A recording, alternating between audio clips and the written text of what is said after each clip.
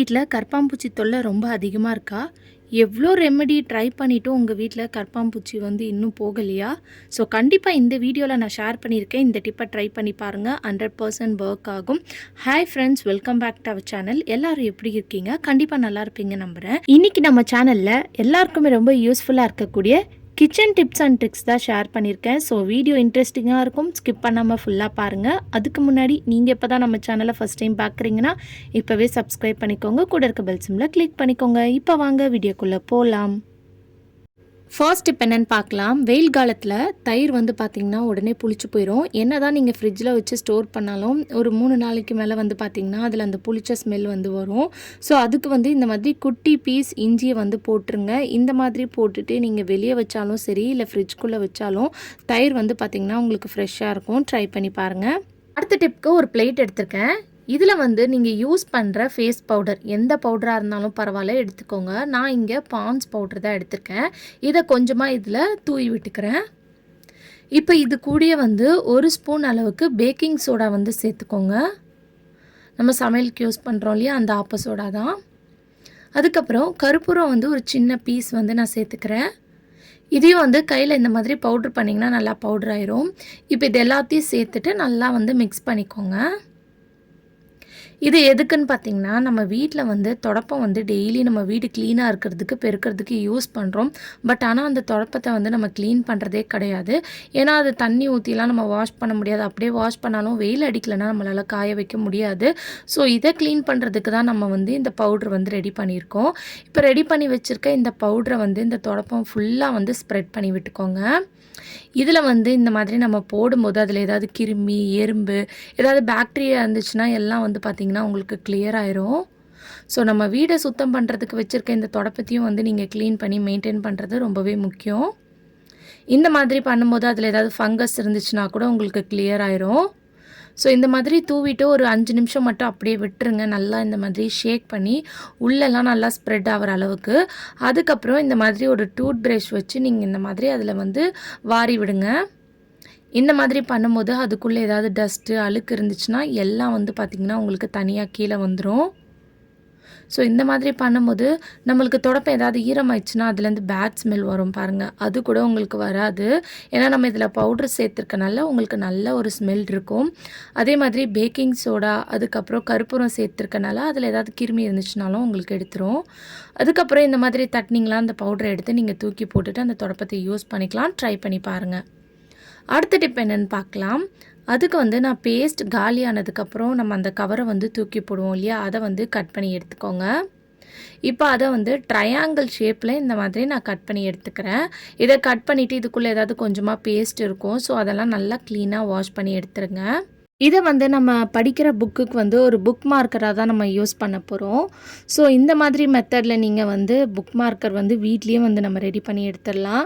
இதை நீங்கள் பசங்களுக்கும் சொல்லி கொடுத்துக்கிட்டிங்கன்னா அவங்க எந்த பேஜ்லேருந்து படித்தாங்களோ அந்த இடத்துல ஒரு புக் மார்க்காக இவங்க யூஸ் பண்ணிப்பாங்க.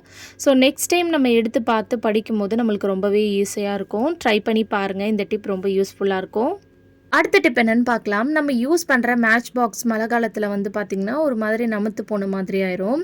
அதுக்கு நீங்கள் யூஸ் பண்ணுற அந்த டால்கம் பவுடரை லைட்டாக அதில் ஸ்ப்ரெட் பண்ணிவிட்டு இந்த மாதிரி நல்லா ஷேக் பண்ணி விட்டுக்கோங்க. இந்த மாதிரி பண்ணும்போது அது மழை காலத்தில் நமத்து போகாமல் நல்லா ஃப்ரெஷ்ஷாக இருக்கும். அதே மாதிரி நம்ம சைடில் இந்த மாதிரி நெருப்பு பற்ற வைக்கிற இடத்துல கூட பார்த்திங்கன்னா நம்மளுக்கு சில டைம் அந்த நெருப்பு வரவே வராது. அந்த சைட்லேயும் இந்த மாதிரி நீங்கள் பவுடர் அப்ளை பண்ணிவிட்டு ட்ரை பண்ணி பாருங்கள். ரொம்ப சூப்பராக ஒர்க் ஆகும். அடுத்த டிப் என்னன்னு பார்க்கலாம். அதுக்கு நான் இங்கே முட்டையோட மஞ்சள் கருவு தான் எடுத்திருக்கேன். இப்போ இதை ஒரு பாத்திரத்தில் நம்ம ஒரு 2-3 பீஸாக உடச்சி போட்டுக்கோங்க. இந்த பாத்திரம் நீங்கள் யூஸ் பண்ணாத பாத்திரமாக இருக்கணும். அதாவது சாப்பிட்றதுக்கு, சமைக்கிறதுக்கெலாம் யூஸ் பண்ணாத பாத்திரமாக பார்த்து எடுத்துக்கோங்க. இப்போ இது கூட நான் இன்றைக்கி டால்கம் பவுடர் சேர்த்துருக்கேன். நீங்கள் இதுக்கு பதிலாக நம்ம கேரம் போர்டுக்கெலாம் ஸ்ப்ரெட் பண்ணுறதுக்கு யூஸ் பண்ணுவோம் பாருங்கள், அந்த பவுட்ரு சேர்த்துக்கலாம். போரிக் ஆசிட் பவுட்ரு சேர்த்துக்கலாம். இது 3த்தில் எது இருந்தாலும் நீங்கள் சேர்த்துக்கலாம். இப்போ இது எல்லாத்தையும் சேர்த்ததுக்கப்புறம் ஒரு ஸ்பூனை வச்சு இந்த மாதிரி லைட்டாக அதை ப்ரெஸ் பண்ணி விடுங்க. இந்த மாதிரி ஃபுல்லாக அந்த பவுடரும் அந்த முட்டையோட மஞ்சக்கருவும் வந்து சேர்த்து நல்லா ப்ரெஸ் பண்ணி விட்டுக்கோங்க. இது எதுக்குன்னு பார்த்தீங்கன்னா, உங்கள் வீட்டில் கரப்பான்பூச்சி தொல்லை ரொம்ப அதிகமாக இருக்குன்னா இந்த டிப்பை ட்ரை பண்ணி பாருங்கள். இது கூட வந்து 1 ஸ்பூன் அளவுக்கு பால் சேர்த்துக்கிறேன்.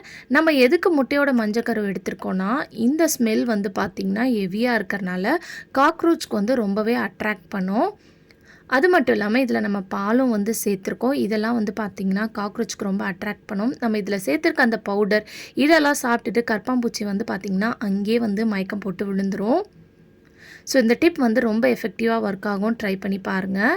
இப்போ இது எல்லாத்தையும் சேர்த்து மிக்ஸ் பண்ணதுக்கப்புறம் இந்த மாதிரி குட்டி குட்டி பால்ஸாக வந்து பிடிச்சி வச்சுக்கோங்க. நீங்கள் உங்களுக்கு இந்த டிப் பிடிக்கலனா நம்ம சேனலில் இதுக்காக நிறைய டிப்ஸ் வந்து ஷேர் பண்ணியிருக்கோம். அதில் இருக்கிற ஏதாவது ஒரு டிப் கூட நீங்கள் ட்ரை பண்ணிக்கலாம். இப்போ ரெடி பண்ணி வச்சுருக்கேன் இந்த குட்டி பால்ஸை உங்களுக்கு எங்கே கரப்பான்பூச்சி தொல்லை ரொம்ப அதிகமாக இருக்குதுன்னு நினைக்கிறீங்களோ அந்த இடத்துல வச்சுட்டு போயிருங்க. வச்சுட்டு நீங்கள் அடுத்த நாள் காலையில் வந்து பார்த்தீங்கன்னா அந்த இடத்துல கரப்பான்பூச்சி வந்து பார்த்திங்கன்னா செத்து கிடக்கும், இல்லைனா மயக்கம் போட்டு கிடக்கும். அதை வந்து நீங்கள் தூக்கி போட்டுடலாம். இதை வந்து நான் கேஸ் ஸ்டவ் அடியில் ஒன்று வச்சுக்கிறேன், அப்புறம் கிச்சன் கவுண்டர் டாப்பில் ஒன்று வச்சுருக்கேன். ஸோ இப்போ பாருங்கள், நான் வச்சு கொஞ்ச நேரத்துலேயே வந்து பார்த்திங்கன்னா உங்களுக்கு கரப்பான்பூச்சி வந்து மயக்கம் போட்டு விழுந்திருக்கு. ஸோ கண்டிப்பாக இந்த டிப் வந்து பார்த்திங்கன்னா உங்களுக்கு ரொம்ப சூப்பராக எஃபெக்டிவாக ஒர்க் ஆகும். மெயினாக வந்து நீங்கள் போரிக் ஆசிட் பவுடர் சேர்த்து ட்ரை பண்ணி பாருங்கள். நான் ஃபஸ்ட் டைம் வந்து அந்த பவுடர் தான் சேர்த்து ட்ரை பண்ணேன். எனக்கு ரொம்ப எஃபெக்டிவாக ஒர்க் ஆச்சு. இந்த டிப்பை வந்து நீங்கள் ரெகுலராக வீக்லி ட்ரைஸ் வந்து பண்ணிக்கிட்டே வரும்போது கம்ப்ளீட்டாக உங்கள் வீட்டிலேருந்து கரப்பான்பூச்சியை ரிமூவ் பண்ணிடலாம். ட்ரை பண்ணி பாருங்கள். அடுத்த டிப்க்கு நம்ம இந்த மாதிரி கொத்தமல்லி நிறைய வாங்கிட்டு வந்து வச்சுருப்போம். என்னதான் இதை நம்ம நல்லா ஃப்ரிட்ஜில் மெயின்டைன் பண்ணி வச்சாலுமே உடனே வந்து அந்த இலையெல்லாம் வந்து பார்த்திங்கன்னா ஒரு மாதிரி மஞ்சள் கலரில் மாறிடும், ஃப்ரெஷ்ஷாக இருக்காது. அதுக்கு ஒரு டம்ளர் ஃபுல்லாக இந்த மாதிரி தண்ணி எடுத்துக்கோங்க. அதில் வந்து கொத்தமல்லியை இந்த மாதிரி உள்ளே போட்டு வச்சுருங்க. இந்த மாதிரி வைக்கும்போது ஃப்ரெஷ்ஷாக இருக்கும். அந்த இலையெல்லாம் வந்து பார்த்திங்கன்னா சேஞ்ச் ஆகாது. இதை வந்து நீங்கள் இப்படியே வந்து வெளியே வச்சு ஸ்டோர் பண்ணி நம்ம எடுத்து யூஸ் பண்ணிக்கலாம். ஸோ அப்போல்லாம் வந்து பார்த்திங்கன்னா நம்ம அம்மாலாம் இந்த மாதிரி தான் வச்சு ஸ்டோர் பண்ணுவாங்க. அப்படி நீங்கள் ஃப்ரிட்ஜில் வைக்கணும்னு நினைக்கிறீங்கன்னா இது மேலே ஒரு கவர் போட்டு க்ளோஸ் பண்ணி நீங்கள் ஃப்ரிட்ஜில் வச்சுக்கலாம். ட்ரை பண்ணி பாருங்கள். அடுத்த டிப்க்கு இந்த மாதிரி ஸ்விட்ச் போர்டில் இருக்கிற ஹோல்ஸ் வந்து பசங்க எட்டுற தூரத்தில் கை தூரத்தில் இருந்துச்சுன்னா அதுக்குள்ளே போய் கையை விட்டு பசங்க நோண்டிக்கிட்டே இருப்பாங்க. அது வந்து நம்மளுக்கு பெரிய ரிஸ்க்காக மாற சான்ஸ் இருக்குது. அதுக்கு வந்து இந்த டிப்பை வந்து ட்ரை பண்ணி பாருங்கள். இந்த மாதிரி லேபிள் இருக்கும், அதாவது பசங்க யூஸ் பண்ணுற லேபிள். அப்படி இல்லை நம்ம ஏதாவது புது ட்ரெஸ் வாங்கியிருந்தோன்னா அதில் வந்து இந்த மாதிரி பில்லுலாம் வந்து ஸ்டிக்கர் ஒட்டிகிட்டு இருக்கும். அந்த ஸ்டிக்கர் எடுத்து நீங்கள் அந்த ஹோல்ஸில் வந்து இந்த மாதிரி ஒட்டி விட்டுறலாம். இந்த மாதிரி ஒட்டி விடும்போது பசங்களுக்கு வந்து பார்த்திங்கன்னா ரொம்ப சேஃப்டியாக இருக்கும். ஸோ வந்து நல்லா ஸ்டிக் ஆயிரும். அப்படி இல்லை உங்ககிட்ட இந்த மாதிரி லேபிளும் இல்லை, ட்ரெஸ்ஸில் இருக்கக்கூடிய எந்த ஸ்டிக்கரும் இல்லைன்னா ஒரு பேப்பரை வந்து நல்லா கம் போட்டு நீங்கள் டைட்டாக வந்து அதில் வந்து ஒட்டி விட்டுருங்க. செலோடேப்போ இல்லை கம்மோ போட்டு. இந்த மாதிரி பண்ணும்போது குழந்தைங்க வந்து சேஃபாக இருப்பாங்க. ஏன்னா குட்டி பசங்க இருக்கிறவங்க வீட்டில் வந்து இந்த ஸ்விட்ச் போர்டு கீழே இருந்துச்சுன்னா உள்ளே போய் கை விட்டுக்கிட்டே இருப்பாங்க. ஸோ கண்டிப்பாக இந்த டிப் யூஸ்ஃபுல்லாக இருக்கும். ட்ரை பண்ணி பாருங்கள்.